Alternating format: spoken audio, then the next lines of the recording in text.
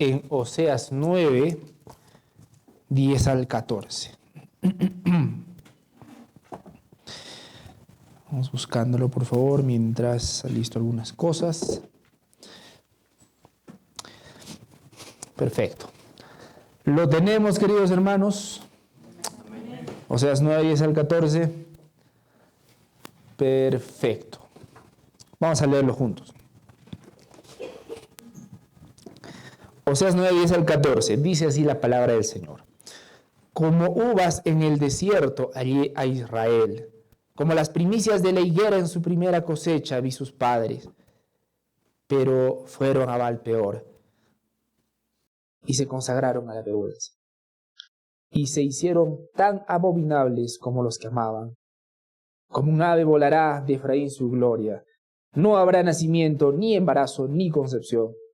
Aunque críen a sus hijos, se los quitaré hasta que no quede hombre alguno. Sí, hay de ellos también cuando de ellos me parto. Efraín, según he visto, está como Tiro, plantado en pradera hermosa. Pero Efraín sacará a sus hijos del verdugo. Dales, oh Señor, ¿qué les darás? Dales matriz que aborte y pechos secos. Vamos a orar, mis hermanos. Padre Santo, Señor Dios Todopoderoso, gracias, Señor, por este día que nos das, que no merecemos. Gracias por tu gloriosa palabra, Señor.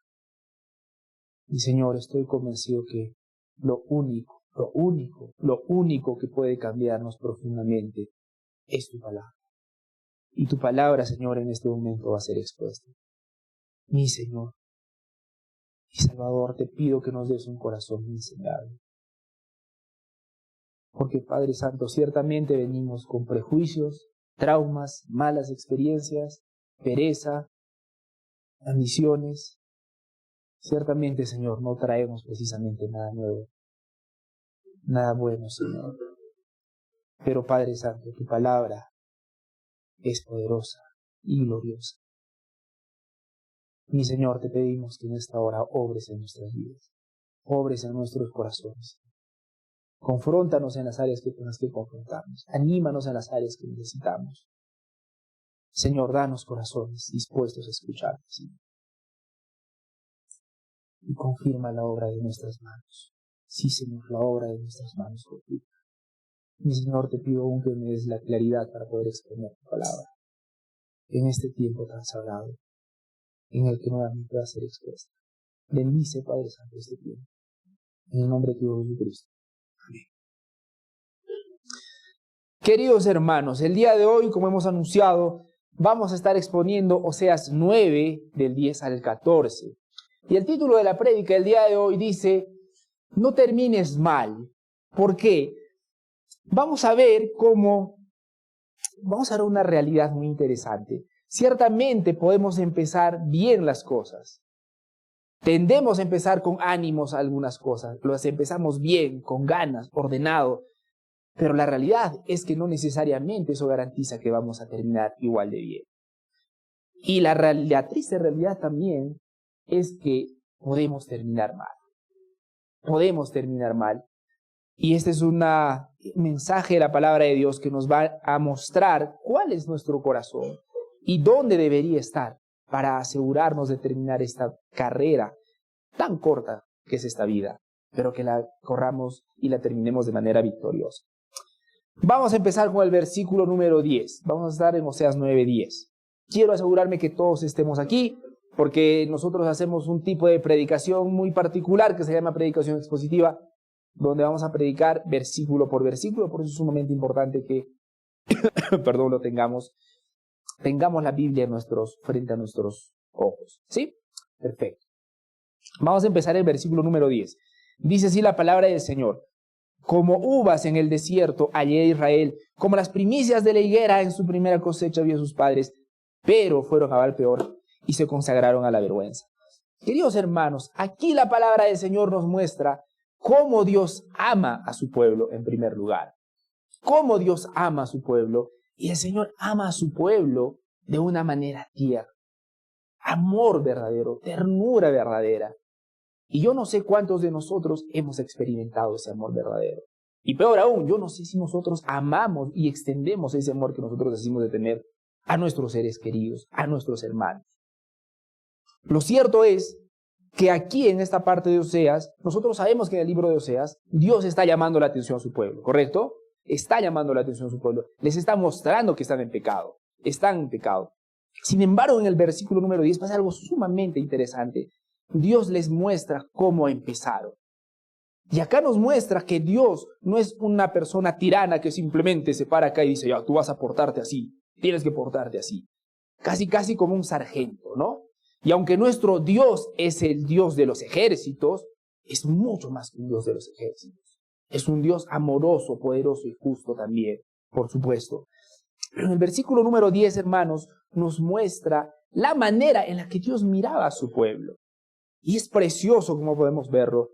Empieza diciendo aquí la palabra del Señor. Dice, como uvas en el desierto hallé a Israel. Bueno, una cosa es comer las uvas, ¿no? Que son ya deliciosas en sí mismas, pero otra cosa es encontrar uvas en el desierto, ¿no? ¿No es cierto? Algo mucho más precioso, ¿no? Una cosa es encontrar uva en un lugar tranquilo, donde estás ahí bien cubierto, en un lugar normal, pero otra cosa diferente es encontrar uvas en el desierto. Es algo precioso. Y es así como Dios se deleitaba en su pueblo, queridos hermanos. Interesante, no precisamente porque el pueblo de Dios se mereciera o fuera intrínsecamente precioso o hermoso. La Biblia, en su palabra, cuando tú la lees, y cuando tú ves cómo realmente somos para Dios, no somos precisamente preciosos. Pero esta palabra de Dios nos muestra que cuando Dios nos hace su pueblo, nos mira con ternura. Que Dios cuando nos hace su pueblo, mira a su pueblo con deleite. Y eso es precioso de pensar, hermanos. Y muchos nos olvidamos que Dios en Cristo nos mira con deleite. ¿No es impresionante, queridos hermanos? ¿No es impresionante que seamos, que conociéndonos como somos, en Cristo nosotros tenemos esa inmensa bendición? Que Dios se deleite en su pueblo. Y eso es hermoso. Y la palabra del Señor sigue mostrándonos acá, como uvas en el desierto al Israel. Como primicias de la higuera en su primera cosecha había sus padres. Nuevamente el Señor indica que veía a su pueblo con ternura, como algo precioso, como ternura, hermanos. Como uvas en el desierto, en primer lugar decía, y ahora nos dice, como primicias de la higuera. Que es el mismo sentido, ¿no? La higuera, los higos eran muy importantes en la cultura de Israel, muy valiosos por todo lo que representaba y por toda la utilidad que tenían las higueras. Pero el Señor en su palabra muestra eso, como las primicias de la higuera en su primera cosecha había sus padres. Precioso, precioso como un Dios tan grande, tan inmenso, tan misericordioso mira a su pueblo con esa entrañable ternura. Uvas en el desierto. Las primeras higueras. Sin embargo, aquí viene el primer pero de la mañana. Dice así la palabra del Señor. Pero fueron a Baal peor y se consagraron a la vergüenza. Pero fueron a Baal peor y se consagraron a la vergüenza. Y aquí nos muestra lo irónico. Dios se deleitaba en su pueblo. Dios proveía a todo su pueblo, proveía su palabra, proveía bienes materiales, proveía la descendencia en gran manera. Proveía todo para su pueblo y lo amaba. Sin embargo, ¿cómo pagó su pueblo a todo este amor? Fueron a Baal peor, dice la palabra del Señor. Ahora, esta palabrita, fueron a Baal peor, ¿no es cierto? En el original, queridos hermanos, bueno, si tú lo ves a simple vista y dice fueron a Baal peor, simplemente da la sensación de que una persona está aquí y luego va a otro lugar, ¿no? Pero en el original esta palabrita fueron expresa, esta palabra es una forma delicada, hermanos, para mencionar la relación íntima que hay entre un esposo y una esposa, ¿sí? Lo que da a entender es que el pueblo finalmente se fue a tener una relación muy íntima con un ídolo, que era Baal peor en ese tiempo. ¿Y quién era Baal peor? ¿no? Porque esa es la acusación que hace la palabra de Dios. Pero fueron a Baal Peor. ¿Quién era Baal Peor? Baal Peor, hermanos, era un dios pagano, un dios con minúscula, por supuesto. Era un ídolo, era una deidad pagana. Pero esta deidad, ¿qué ofrecía? Fertilidad y sexualidad. Esta deidad estaba asociada a la fertilidad y la sexualidad. Es decir, tú ibas a este ídolo para que seas más fértil, ¿no? Para que seas más fértil. Y lamentablemente el pueblo de Israel, particularmente Efraín, que es Israel del norte, fue a entregarse a Baal Peor. Y es interesante porque Dios ya les había prometido todas estas cosas. Les había prometido ya ser fértiles en Dios. Es más, de hecho la palabra Efraín, el nombre Efraín, cuando tú ves el origen, en el original su nombre, está asociado y viene del término fertilidad, fructificación. Ya su mismo nombre anunciaba el propósito que tenía para Efraín. Ya en Dios, ya en el Señor, ellos iban a ser fructíferos. En Dios. Él, que había demostrado desde el inicio ser fiel. Él había prometido muchas cosas para su pueblo. Pero contra todo pronóstico, su pueblo, en lugar de confiar en las promesas de Dios, se dirigió al ídolo de la fertilidad. Y eso es lo que está denunciando la palabra del Señor. Y eso es lo que está denunciando la palabra del Señor. Particularmente, cuando, si ustedes están dándose cuenta, está hablando en este momento de sus padres. ¿Recuerdan? Como las primicias de la higuera en su primera cosecha había sus padres, pero fueron a Baal Peor y se consagraron a la vergüenza. Está haciendo referencia a Números 25. Yo les sugiero que lo anoten y lo puedan leer eventualmente para que vean explícitamente a qué se está refiriendo. Números 25. Pero en resumen, ¿qué sucede en Números 25? ¿Qué nos menciona? Nos muestra a un Israel que está ya a punto de llegar a la tierra prometida. Y los que han leído el Antiguo Testamento sabrán que llegar a la tierra prometida no fue de un día para otro, ¿no es cierto? No fue precisamente un viaje, un crucero bien bonito para llegar, ¿no es cierto? Llegar a la tierra prometida costó años de sufrimiento, años de muchas cosas que sucedieron, ¿correcto? De pruebas, correcto. Sufrimiento y pruebas. Y acá tenemos a Israel, ya está a punto de llegar a la tierra prometida, en Números 25. Ya está, después de tantos años, hermanos, por fin iban a llegar a la tierra donde emana leche y miel. Estaban a punto de llegar a la tierra prometida del pueblo de Israel. Y justo ahí, los pueblos que estaban alrededor, que eran en particular los moabitas, empezaron a tentarlos. Particularmente las mujeres. A seducirlos. Pero el pueblo de Israel tenía que ser firme. Tenía que ser firme porque explícitamente ellos no podían unirse con los demás pueblos. ¿Sí? ¿Qué creen que hicieron? ¿Se dieron o no se dieron a la tentación? Números 25 dice que efectivamente se dieron. No solamente se dieron a las mujeres, sino que también se dieron al Dios de esas mujeres, que era nada más y nada menos que Baal Peor. ¿Sí? Y se entregaron a Baal Peor. Y le rindieron culto. Pero Dios no lo pasó de ninguna manera por alto. Eso lo podemos ver en Números 25. No lo pasó por alto. Y el Señor envió una plaga, nos dice en Números 25, que para hacerles corta la historia, mató a 24,000 israelitas, según dice la palabra de Dios. Pero lo que el Señor quiere mostrar en esta parte, y hace referencia ahí, es el corazón voluble que normalmente tiene el ser humano. Claro, sabemos que Dios nos da sus promesas. Claro, sabemos que sus palabras dicen que Él nos va a cuidar en todo tiempo, que Él nos ama, que para los que le aman todo obra para bien, lo sabemos. Pero al mismo tiempo también tenemos tentaciones. Tentaciones que nos hacen dudar y que nos van a querer llevar a otro lado. Y si caemos finalmente, el Señor no lo pasa por alto. Esa es la realidad. El Señor dice, se entregaron a Baal Peor. ¿Y cuál fue la consecuencia según vuestras Biblias? Y se consagraron a la vergüenza, dice la palabra del Señor. En otras versiones dice, y se hicieron abominables, ¿no? Y es interesante porque, por favor, vamos a Salmo 115, del 4 al 8. Vamos a leerlo, por favor. Perdón.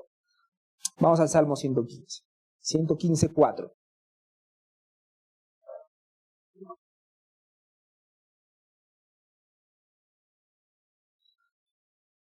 Dice así la palabra del Señor, Salmo 115 del 4 al 8. Los ídolos, hablando precisamente de los ídolos de ellos son como plata y oro, obra de manos de hombres.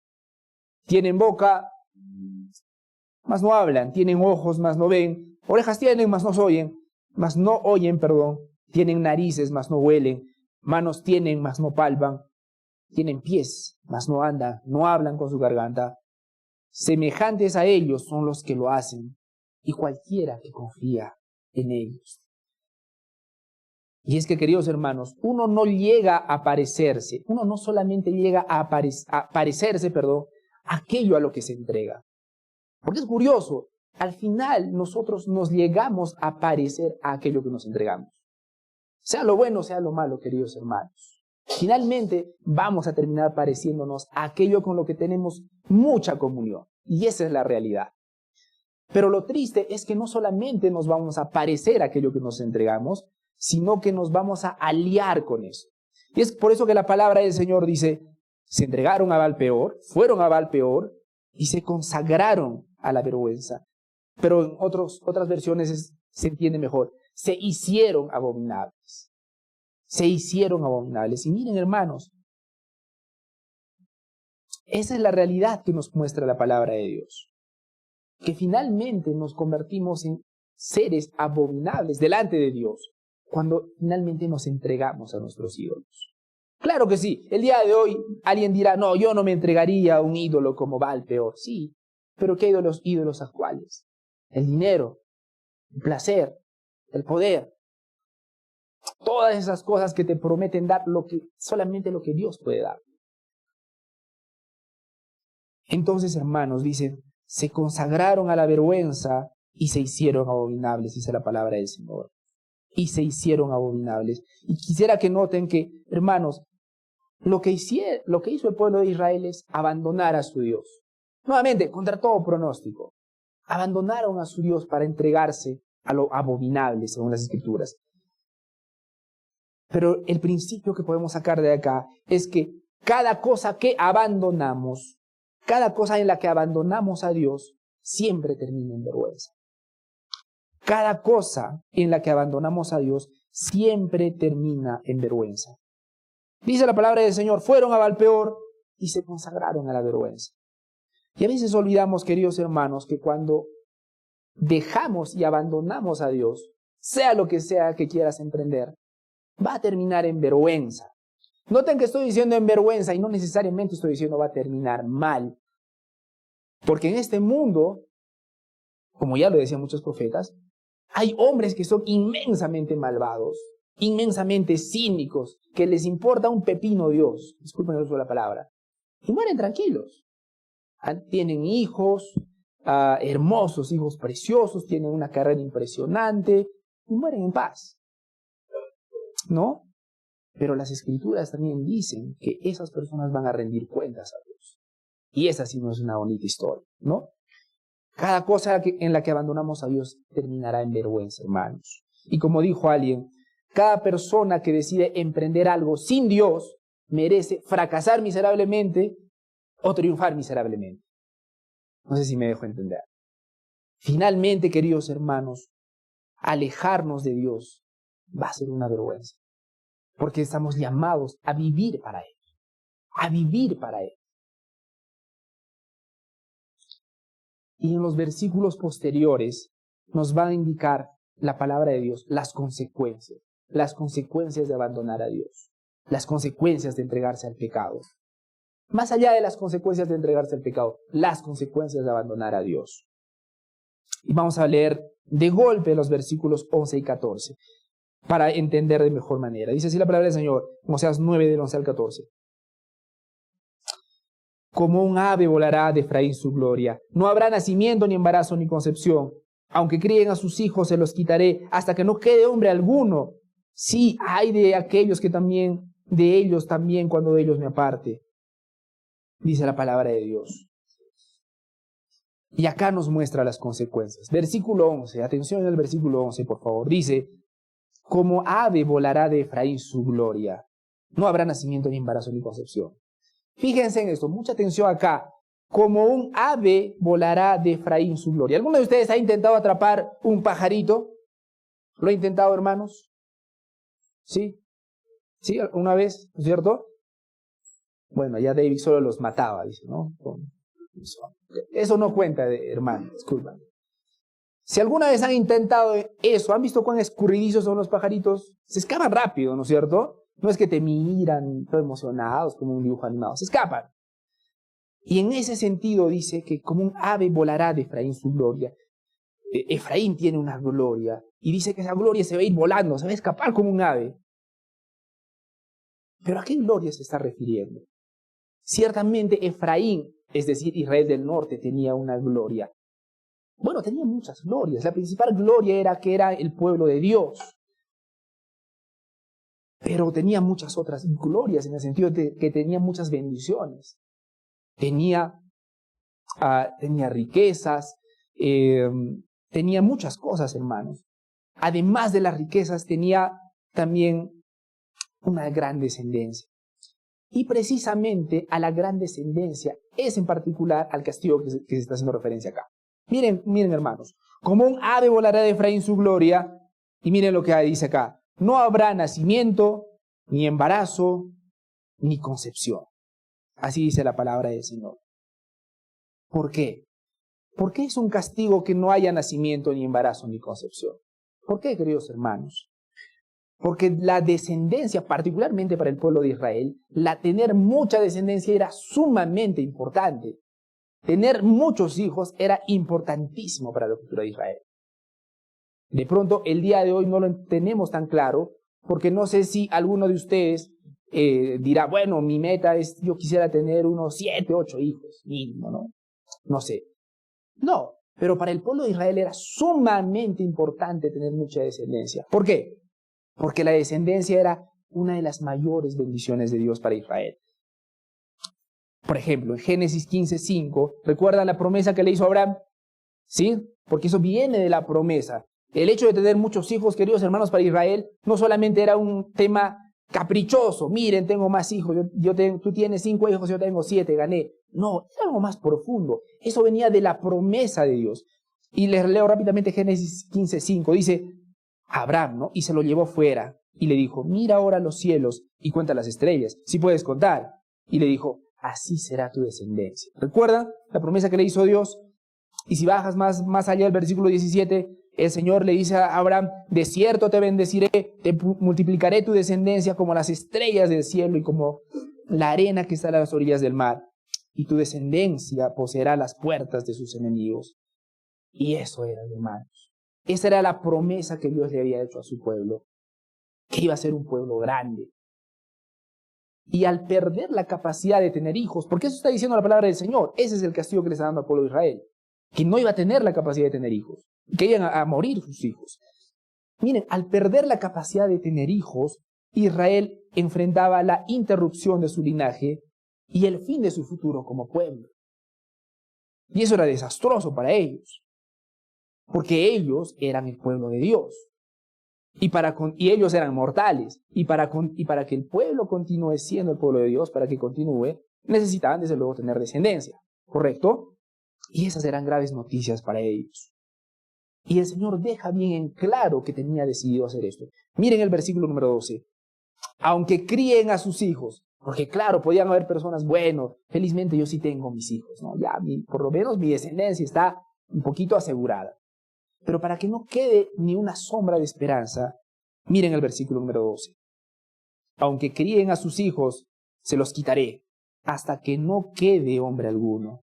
Sí, hay de ellos también cuando de ellos me aparte.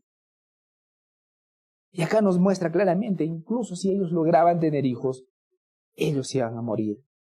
Y nuevamente iban a dejar a Israel sin descendencia. Y esta última parte, que podría ser objeto de otra prédica también, larga, hay de ellos cuando de ellos me aparte. Sí, hermanos, hay de ellos, dice la palabra del Señor.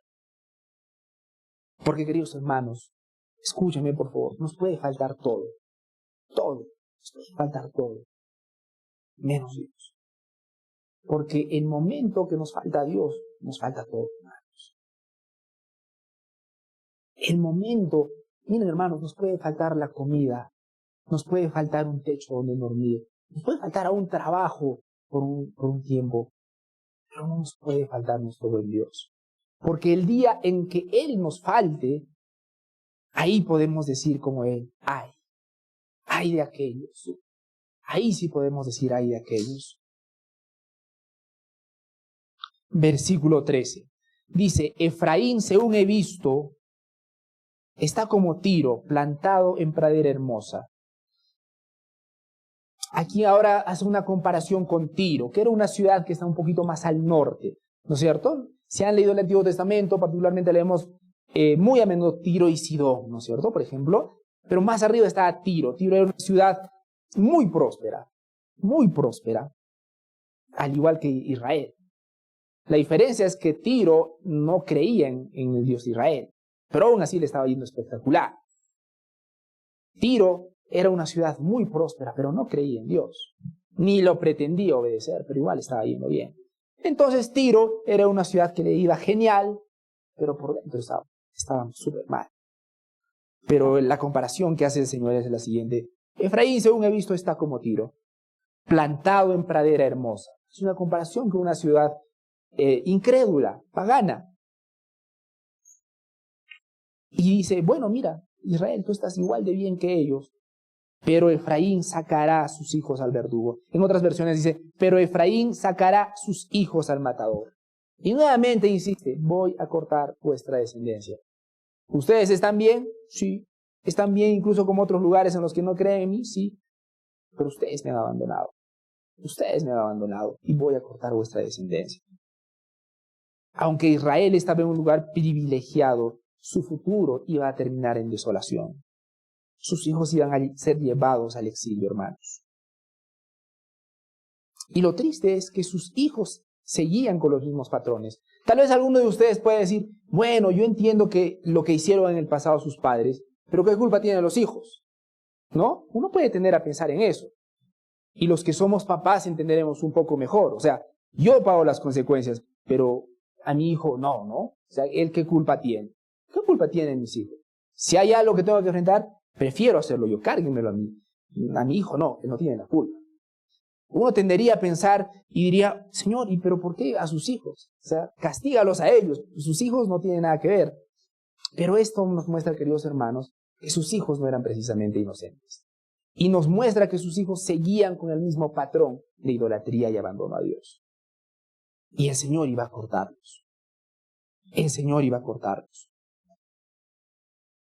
Y así estaba la situación, queridos hermanos. Y en el versículo número 14, Oseas hace una declaración que la deja en pausa por un momento.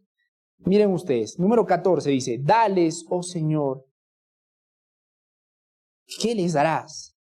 Bueno, y en otras versiones dice, dales, oh Jehová, lo que has de dar. Y antes de terminar de leer, yo quisiera que entiendan un poco al profeta Oseas en este punto. Él está viendo que su pueblo está perdido, que su pueblo va a recibir un castigo grave, grande, que su pueblo va a ser destrozado. Él está viendo Israel. Ahora, yo quisiera que se pongan en el lugar de ellos. Imagínense que ustedes son el profeta Oseas y están viendo que el resto de todo el pueblo va a ser destrozado. ¿Qué le dirían a Dios? Le dirían, Dios, mátalos a todos. ¿Qué harían ustedes? Y es el mismo dilema en el que se encuentra el profeta Oseas en este momento. Y dice, dales, oh Señor. Pero la pregunta es, ¿qué va a pedir Oseas? Y Oseas acá nos muestra que está en un momento como que de duda. ¿Qué les darás? Y es sabio, queridos hermanos. De pronto no lo notamos a primera vista. Y es sabio no indignarnos y mandar una maldición, si podría decirlo así, de manera irreflexiva. Oseas está viendo que su pueblo está mal. Y yo no sé, ¿qué harían ustedes cuando ven que el resto de las personas están portándose de una manera que ustedes no esperan? ¿Qué le dicen a Dios?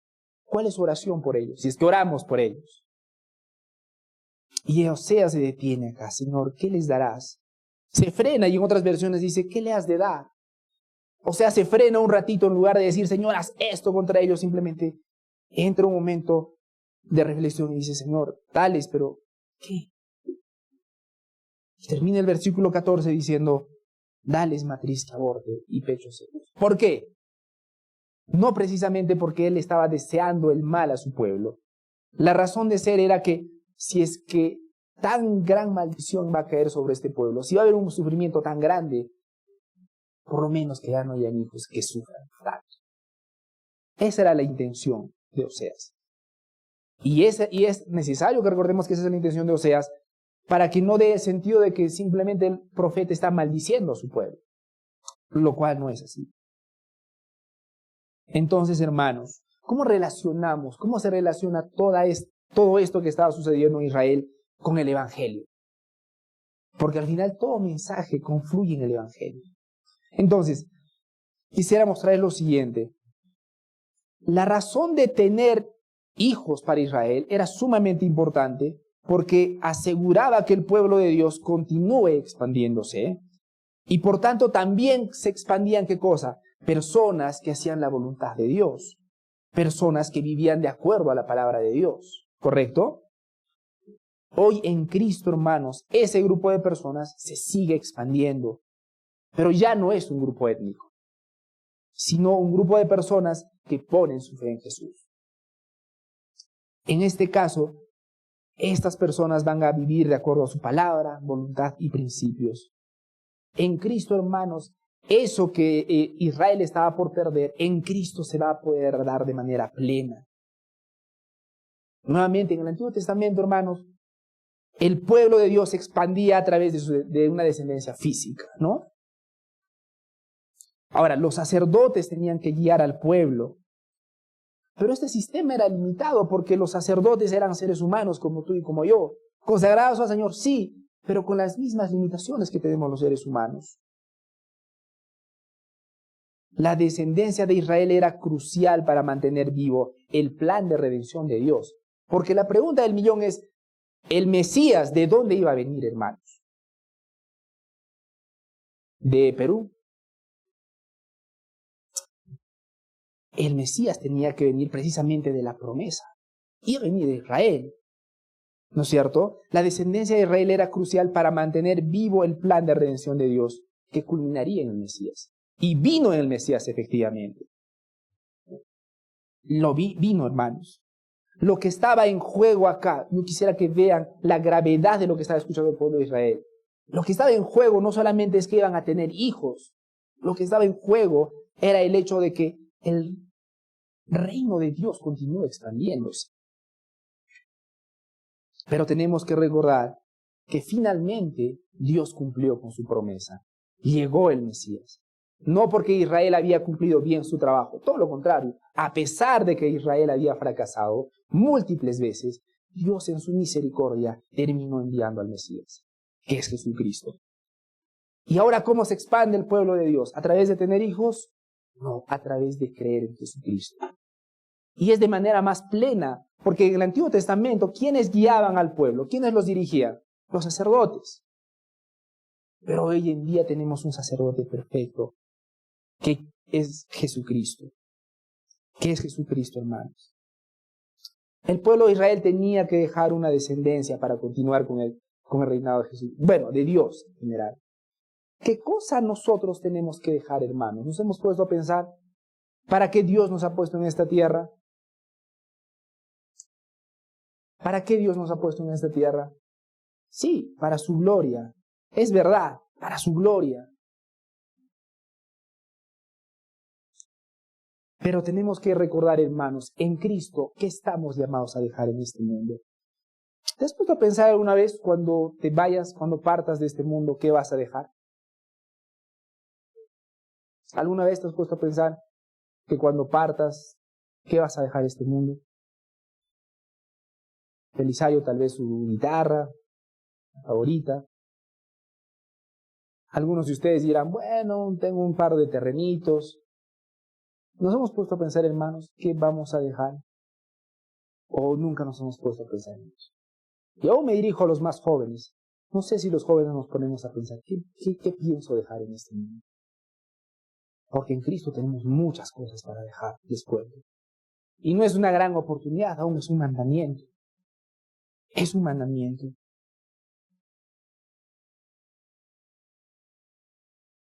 ¿Qué dejamos en Cristo, hermanos? En primer lugar, dejamos un testimonio de fe. Un testimonio de fe. Miren lo que dice Mateo 5:14 y también el 16.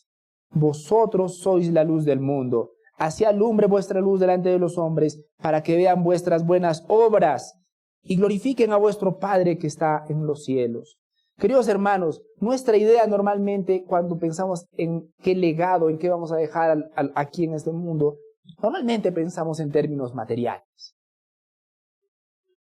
Y está bien, no digo que está mal pensar en términos materiales, pero lo más importante es espiritualmente, ¿qué vamos a dejar en este mundo?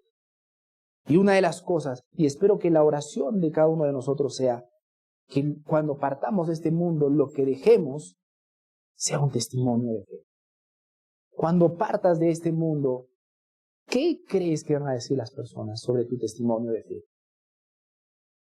No, esa persona, ese hermano amaba a Dios. Me enseñó tal cosa, me confrontó con tal cosa. O dirán, sí, iba a la iglesia, pero no, muchas veces era más chismoso que yo incluso. No sé qué testimonio nosotros estamos dejando ahora, queridos hermanos.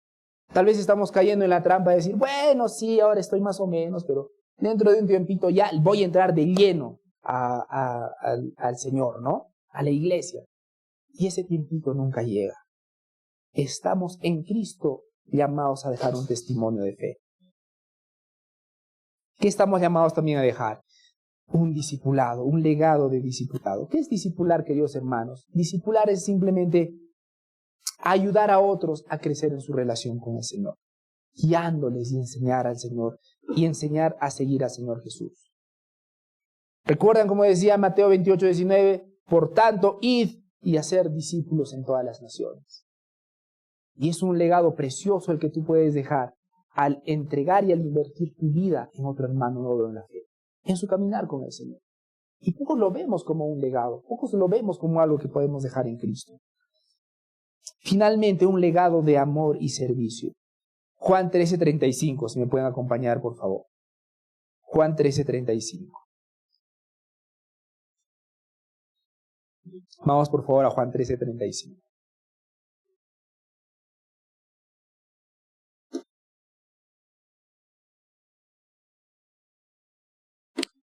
Dice así la palabra del Señor. En esto conocerán todos que sois mis discípulos, si tuvieseis amor los unos con los otros.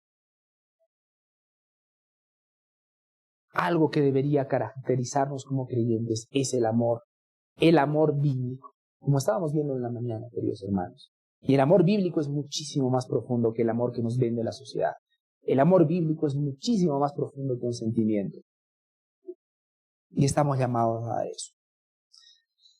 Pero bueno, queridos hermanos, lo que la palabra de Dios nos quiere mostrar el día de hoy es el peligro de empezar bien y terminar mal. El pueblo de Israel comenzó bien. Miren acá, hermanos, permítanme. Permítanme, por favor.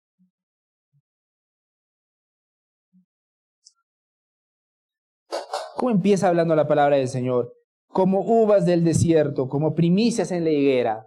El Señor se deleitaba ciertamente en su pueblo, pero no terminó bien. Y eso nos muestra un problema profundamente humano, hermanos. Todos, hermanos, somos propensos a empezar bien, con buenas intenciones, compromisos, decisiones, pero también somos propensos a terminar mal. ¿Por qué? Por nuestra naturaleza pecaminosa. Como Israel, hermanos, podemos desviarnos y caer en la idolatría. Es decir, poner cualquier cosa por encima de Dios. ¿Cuál es la solución? ¿Qué podemos hacer para no terminar mal? ¿Estar más motivados? No es suficiente la motivación, hermanos. ¿Estar más decididos? No es suficiente con estar decididos.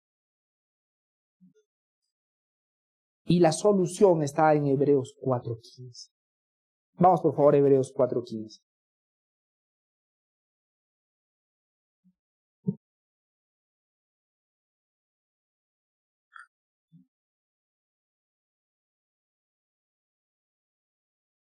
Dice así la palabra del Señor en Hebreos 4:15. Porque no tenemos un sumo sacerdote que no pueda compadecerse de nuestras debilidades, sino uno que fue tentado en todo según nuestra semejanza, pero sin pecado. Hermanos, miren la maravilla que tienen ante vuestros ojos. Sino uno que fue tentado, está hablando de Jesucristo, uno que fue tentado en todo. Jesucristo fue tentado en todo, según nuestra semejanza humana, pero sin pecado. Y es que, hermanos, la Biblia nos muestra que Jesucristo es el único que empezó bien y terminó bien. Es el único que empezó bien y terminó mejor. Él vivió la vida perfecta que ninguno de nosotros podía vivir. Pero no acaba ahí, porque Él, al vivir esa vida perfecta, no la vive simplemente para restregarnos en la cara. Miren mi vida perfecta y tu vida imperfecta. Él vivió esa vida perfecta por nosotros, para sacrificarse en esa cruz por nosotros, para morir por nosotros, hermanos. Pero la realidad es que en Cristo, y lo repito, en Cristo, siempre, siempre, siempre tenemos la victoria asegurada. En Cristo, hermanos, es imposible terminar así. Porque Él venció al mundo. Él nos rescata de nuestra tendencia, hermanos, y Cristo nos da el poder para perseverar. Miren lo que dice Filipenses 1:6. Estando persuadido de esto, que el que comenzó en vosotros la buena obra, la perfeccionará hasta el día de Jesucristo. La palabra de Dios nos dice que Él mismo, Jesucristo, Dios encarnado, nos da el poder para perseverar. Él nos va a sustentar. Él nos va a sustentar, hermanos. Pero no solamente nos va a dar el valor para perseverar. Jesucristo es nuestro ejemplo. Por favor, vamos a Filipenses 2:6-11. Vamos a leerlo, por favor. Vamos, por favor, a Filipenses 2:6-11.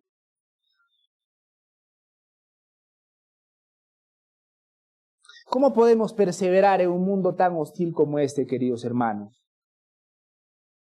¿Cómo podemos terminar bien? ¿Cómo podemos terminar bien? Es más, viviendo en un mundo en el que nuestros ejemplos de éxito no son precisamente los mejores. Nómbrenme, hermanos, una persona famosa hoy en día, que sea un ejemplo bueno, por ejemplo. Solo uno. Pongamos a un futbolista X, al futbolista de vuestra preferencia. ¿Sí? Futbolista, ¿sí? Pelota, ¿sí? Amén. Gracias, estamos acá todavía. Amén.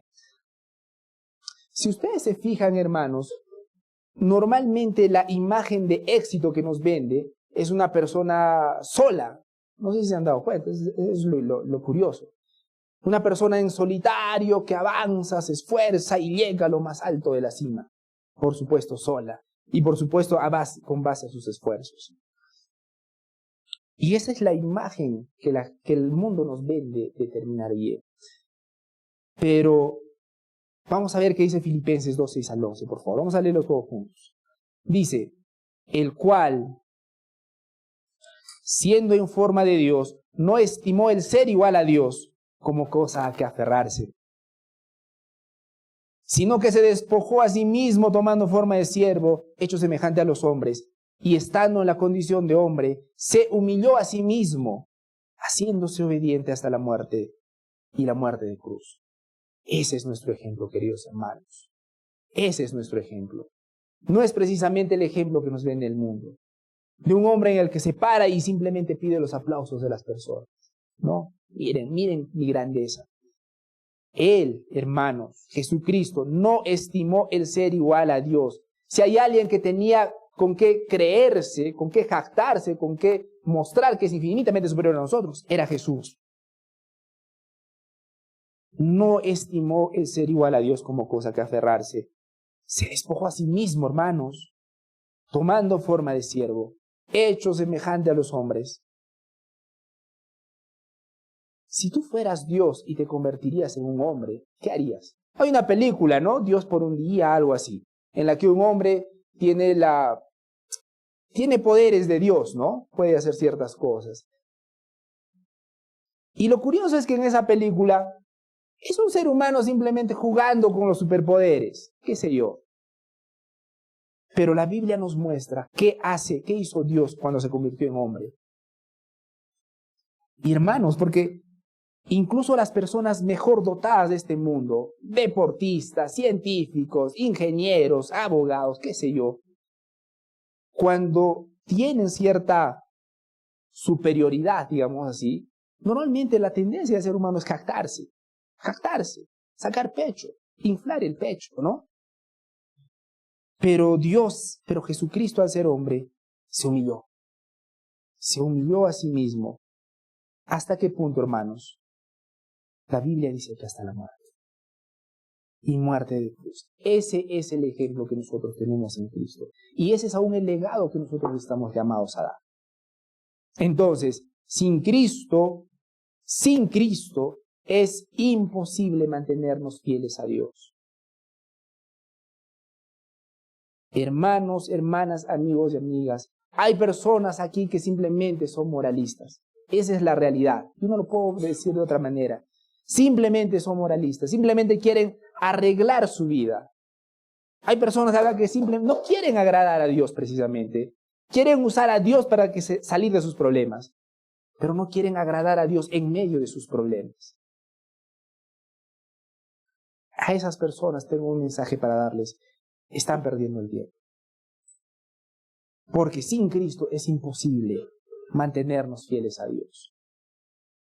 Pero en Cristo tenemos la seguridad totalmente de hacerlo. La realidad, hermanos, es que lamentablemente puedes empezar bien y terminar mal. ¿Cuántas personas conocen, hermanos, que empezaron firmes en la fe? Amando las cosas de Dios, queriendo agradar al Señor en todo, emocionados, entusiasmados con el Señor. Pero hoy en día de esas personas no queda ni rastro, ni huella. Unos años atrás me encontré con una persona que me hablaba de Dios todo el tiempo, me animaba, me leía la palabra de Dios. Y después de años me encontré a esta persona en el carro. Y, hola Ángel, ¿qué tal? No, ¿qué tal? ¿Cómo estás tú? Y me empezó a hablar una serie de groserías. Y lo triste es que, bueno, no había groserías en sus declaraciones, ¿no? Perdón, no había groserías en sus declaraciones, habían declaraciones en sus groserías. No sé si me dejo entender. Casi todo lo que hablaba eran lisuras. Y lo único que me hablaba era que, ya recuerdo, las últimas borracheras en las que se había metido, ¿no? Y con orgullo, como si nada, como si nada, ¿no? Pero eso es un pequeño ejemplo, queridos hermanos, que el hecho de empezar bien no necesariamente te garantiza que vas a terminar bien. Porque hay muchas personas que hoy en día viven como les da la gana, pero ¿dónde está su esperanza? En los años pasados. Bueno, es que alguna vez tuve una experiencia sensacional, una vez leí la Biblia, me hizo llorar, una vez escuché un mensaje y me hizo sentir bonito, me hizo sentir paz. Aún pueden decir personas, sí, que creí en el Señor, me arrepentí de mis pecados. Pero hermanos, ¿cómo estamos viviendo el día de hoy? ¿Saben quién es un ejemplo perfecto de una persona que puede empezar bien y terminar mal? Judas. Bueno, empezó bien entre comillas, porque miren, Judas fue discípulo de Jesucristo mismo. Él mismo lo discipuló, caminó con él, durmió con él, fue enseñado con él, pero finalmente lo vendió, nada más y nada menos. ¿Por qué pasa esto, queridos hermanos? Porque este hombre fue como la semilla de Mateo 13:15. ¿Recuerda la parábola del sembrador? Hay diferentes tipos de semillas, ¿no? En Mateo 13:15 dice, parte cayó en pedregales donde no había mucha tierra y brotó pronto porque no tenía profundidad de tierra. Pero salió el sol, se quemó porque no tenía raíz y se secó. Y luego Jesucristo más abajo explica a qué se refiere esta parte. Y miren lo que dice, aquí está lo interesante. Aquí nos muestra por qué hay personas que empiezan bien y terminan mal. Atención, Jesucristo dice en Mateo 13:20, y el que fue sembrado en pedregales, oye la palabra y al momento la recibe con gozo, pero no tiene raíz en sí, sino que es de corta duración. ¿Y cómo se nota que es de corta duración? Pues al venir la aflicción y la persecución por causa de la palabra, luego tropieza. Es una fe que desaparece apenas vienen las pruebas. Es una fe que es genial, que es gloriosa mientras todo está tranquilo. Pero cuando vienen las pruebas, desaparece. Lo cual muestra que nunca creyó de corazón en el Señor. ¿Recuerda lo que el Señor dijo? Pero fueron a Baal-peor y se consagraron a la vergüenza. Hermanos, los israelitas cayeron en la trampa de creer que los ídolos podrían darle lo mismo o mejor de lo que ofrecía Dios. Y es lo mismo que nos ofrecen los ídolos actuales. ¿Cuáles son los ídolos actuales del día de hoy, hermanos? Dinero, éxito, placer, poder. Todas estas cosas prometen darnos solo lo que Dios puede dar. Pero muchos de nosotros caemos en la trampa de pensar que todas estas cosas nos van a dar algo que solamente Él nos puede dar. Y hoy en día, queridos hermanos, estamos tentados todo el tiempo. Pero la palabra del Señor sigue siendo poderosa. Por favor, vamos a 1 de Juan 2:15. Vamos a 1 de Juan 2:15, por favor.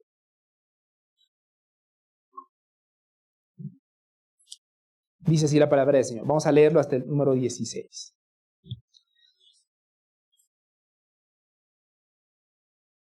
Dice así la palabra del Señor. No améis al mundo ni las cosas que están en el mundo. Si alguno ama al mundo, el amor del Padre no está en él.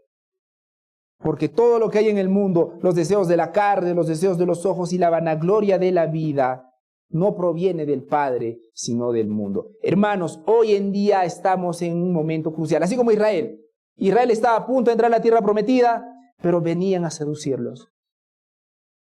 Nosotros también estamos en ese punto, en un sentido, porque hay varias cosas que vienen a tentarnos. Un trabajo, pero que nos aleja de la familia. Un dinero extra, pero que no es precisamente ético delante de Dios. Un placer, pero no dentro del matrimonio.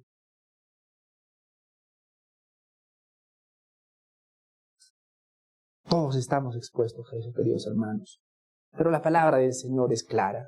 No améis al mundo. La palabra del Señor nos manda que estemos firmes con nuestros ojos. ¿En quién? En Jesucristo, el autor y consumador de nuestra fe. No améis al mundo, dice el Señor, ni las cosas que están en el mundo. Porque si alguno ama al mundo, el amor del Padre no está en él. Miren esta poderosa declaración, hermanos. El hecho de amar y entregarnos a las cosas del mundo simplemente son un síntoma gravísimo, son un síntoma de que el amor del Padre no está en él. ¿Por qué? Porque todo lo que hay en el mundo, los deseos de la carne, los deseos de los ojos y la vanagloria de la vida, hermanos, no viene del Padre, sino del mundo. Entonces, discúlpenme, hay personas que me dicen, ¿sabe qué? Yo sé lo que dice la palabra de Dios, pero esta tentación es demasiado grande, que no sé qué me pasa. No sé si amas a Dios. No sé si amas a Dios. Porque las Escrituras dicen que en Él tenemos victoria. En Cristo tenemos victoria. Las Escrituras dicen que Él nos fortalece. Las Escrituras dicen que Él no manda ni una sola tentación, ni una sola prueba que no podamos soportar. ¿Lo dice o no lo dice, hermanos? Así que no tenemos ni una sola excusa para decir, Señor, me vi obligado a. Hermanos, muchos de nosotros estamos pasando por diversas pruebas. Pero yo de algo estoy seguro. El Señor, tu Señor y Salvador, es fiel. Es fiel. Y si está permitiendo muchas cosas en tu vida, es por tu bien. Y no lo digo simplemente por un tema de motivación, de ninguna manera. Es una verdad profundamente bíblica. Que dice, porque a todos los que aman a Dios, todo es obra para bien. Entonces, hermanos, en lugar de caer en la tentación, en lugar de entregarnos a los Baal-peores de este tiempo, mantengámonos firmes. Mantengámonos firmes. No coquetees con el pecado. No coquetees con el pecado. En cambio, glorifica a Dios. En tu trabajo, en tus relaciones, en tus decisiones. Vive en santidad. apartándote del pecado y buscando agradar a Dios. Santidad, una palabra nueva tal vez para algunos, ¿no? Santidad es algo que de repente nosotros no entendemos para personas demasiado espirituales, ¿no? Pero es lo que Dios nos ha llamado, vivir una vida en santidad. Sé un testimonio de Cristo. No acá solamente en la iglesia. Aquí en la iglesia es fácil ser cristiano, ¿no?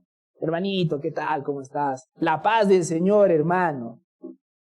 El testimonio es afuera también, en tu comunidad, compartiendo el evangelio. Glorifica a Dios dependiendo de Dios, manteniendo una comunión íntima con Él. Hermanos, podemos empezar bien, pero podemos terminar mal. Tal vez piensas que debes resolver todos tus problemas antes de venir a Cristo. Y ese es un grave error. Hay muchas personas que dicen, bueno, Señor, déjame solucionar todo esto y voy a ir por fin a ti. Ese día nunca va a llegar. Lo importante no es cómo comienzas, sino cómo terminas. ¿Recuerdan el ladrón, entre comillas, bueno, que de bueno no tenía nada, sino precisamente estaba crucificado ahí, porque era uno de los ladrones más avesados? ¿Qué hizo? ¿Cómo empezó este ladrón? Fue un ladrón. No sabemos específicamente por qué estaba ahí, pero la cruz era precisamente para personas que se lo merecían, habían tenido crímenes malísimos. Pero el ladrón, el que creyó en Jesucristo, terminó bien. ¿Por qué? Porque puso su fe en el Señor. Otro ejemplo, ¿cómo empezó Pablo? Asesinando a cristianos. Y sabemos cómo terminó. De hecho, Pablo es el que dice, he dado la buena batalla de la fe. Por lo demás, la corona de justicia me está siendo esperada. Y que esa sea nuestra oración, hermanos. Espero que el día que estemos a punto de partir de este mundo, podamos decir con toda la tranquilidad del mundo, he dado la buena batalla de la fe. Recuerden, versículo 10, Oseas 9:10, como uvas en el desierto hallé a Israel, como primicias de la higuera en su primera cosecha vi a sus padres. Así es como nos ve Dios en Cristo. Así es como Dios nos ve en Cristo. Se deleita en su pueblo. Tómate un tiempo para meditar el hecho en que Dios se deleita en su pueblo. Porque muchos de nosotros nos vamos al extremo de decir, soy lo peor de este mundo, soy un gran pecador, soy esto, soy... Es verdad, somos pecadores, es nuestra tendencia, pero es igual o más cierto que Él se complace en nosotros, en Cristo, no por algo bueno que haya visto en nosotros, es porque la justicia de Cristo nos ha sido imputada, es porque nuestros pecados han sido limpios en su sangre. Es impresionante, hermanos, algunos no lo vemos así. El Señor se deleita en su pueblo. ¿Cómo? Como uvas en el desierto. Esto es cierto, así nos ve Dios en Cristo, pero solamente en Cristo. Eso quiere decir que fuera de Cristo, Dios no nos ve precisamente como uvas en el desierto, ni como primicias de la higuera. Nos ve como somos, pecadores necesitados de la misericordia de Dios. Y si es así, arrepiéntete. Arrepiéntete de tus pecados y cree en el Señor Jesucristo como tu Señor y Salvador. Vamos a orar, hermanos. Padre Santo, gracias, Señor, por este tiempo, por esta tu palabra, Señor, que nos das. Y Padre Santo, ayúdanos a reflexionar en estas grandes verdades. Que ciertamente podemos empezar bien y terminar mal. Ayúdanos, Señor, a evaluar nuestras vidas, si están alineadas con tu voluntad, si estamos amándote de verdad, si estamos confiando en tu justicia, Señor, y no en nuestra justicia propia. Ayúdanos, Señor, a poder ver que solamente tú mereces, Señor, toda la gloria y toda la honra, Señor. Señor, ayúdanos a no entregarnos a los ídolos de este tiempo. Pero, Señor, ayúdanos sobre todo a recordar quiénes somos nosotros en Cristo, Señor. Padre Santo, que recordemos que nos has puesto a nosotros con la misión de glorificar tu nombre. Que eso sea una realidad en nuestras vidas. Y a las personas, Señor, que todavía no creen en ti, Señor, dales esa convicción. En primer lugar, de pecado. que todos hemos pecado delante de ti y que merecemos un perdón. Y que ese perdón solamente se puede obtener en tu Hijo Jesucristo. Padre Santo, así oramos, Señor. En el nombre de Jesús. Amén.